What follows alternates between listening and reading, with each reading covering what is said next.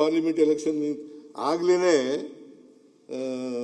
ನನಗೂ ಲಂಕೇಶ್ ಜೊತೆಗೂ ಚೆನ್ನಾಗಿತ್ತು ಸಂಬಂಧ. ಲಂಕೇಶ್ ಅವರು ಪಾರ್ಲಿಮೆಂಟ್ ನಿಂತು ಅಂತಂದ್ರು ನನಗೆ. ನಾನು ಆಗಲ್ಲಪ್ಪ, ನಾನು ಮಹಾರಾಜನ ನಿಂತ್ಕೊಂಡಿದ್ದಾನೆ, ಮಹಾರಾಜನ ಮಗ ಕಾಂಗ್ರೆಸ್ಸಿಂದ ನಿಂತ್ಕೊಂಡಿದ್ದ ಶ್ರೀಕಂಠ ದತ್ತ ನರಸಿಂಹರಾಜ ಒಡೆಯರ್ ಅವರು ನಿಂತ್ಕೊಂಡಿದ್ದಾರೆ, ನಾನಿಲ್ಲಲ್ಲ ಅಂತ. ಅವ್ರು ಏನಾದ್ರು ಬಿಡ್ಲಿಲ್ಲ, ಒಪ್ಸಕ್ಕೆ ಪ್ರಯತ್ನ ಮಾಡಿದ್ರು, ನಾನು ಒಪ್ಕೊಂಡು ಬಂದ್ಬಿಟ್ಟೆ. ಆಮೇಲೆ ನಿಂತ್ಕೊಳ್ಳಲಿಲ್ಲ. ಅವ್ರ ಪತ್ರಿಕೆಯಲ್ಲಿ ಬರೆದ್ರು, ಇಸ್ಪೀಟ್ ಗುಲಾಮ ಮಾಡಿದ ಮೋಸ. ನಾನು ಆಗ ಲಾಯರ್ ಆಗಿದ್ದಾಗ ಕಾರ್ಡ್ಸ್ ಆಡ್ತಿದ್ದೆ.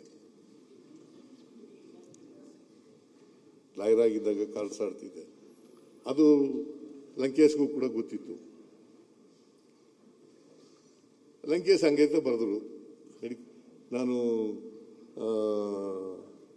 ಪಾರ್ಲಿಮೆಂಟ್ ನಿಂತ್ಕೊಳ್ಳೋದ್ರಿಂದ ಅವ್ರ ಅಡ್ವೈಸ್ ಮೇಲೆ ನಿಂತ್ಕೊಳ್ಳಲಿಲ್ಲ. ಮಹಾರಾಜನ ಮೇಲೆ ನಿಂತ್ಕೊಳ್ಳೇಬೇಕು, ನೀನು ಕುರಿ ಕಾಯೋನು ನಿಂತ್ಕೊಳ್ಳೇಬೇಕು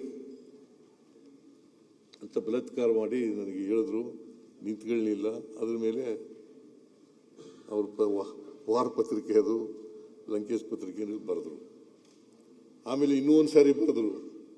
ನಾನು 94ರಲ್ಲಿ ಫೈನಾನ್ಸ್ ಮಿನಿಸ್ಟರ್ ಆದೆ. ಸಿದ್ದರಾಮಯ್ಯನಿಗೆ 100 ಕುರಿ ಲೆಕ್ಕ ಹಾಕಕ್ಕೆ ಬರಲ್ಲ, ಈ ರಾಜ್ಯದ ಹಣಕಾಸು ಲೆಕ್ಕ ಹೆಂಗ ಹಾಕ್ತಾನೆ ಅಂತ ಬರೆದ್ರು. ನೋಡಿ, ಅದು ಬರೆದದ್ರಿಂದ ನಾನು ಒಂದು ಸವಾಲಾಗಿ ಸ್ವೀಕಾರ ಮಾಡಿ 17 ಬಜೆಟ್ ಮಂಡಿಸಿದೆ. ಈಗ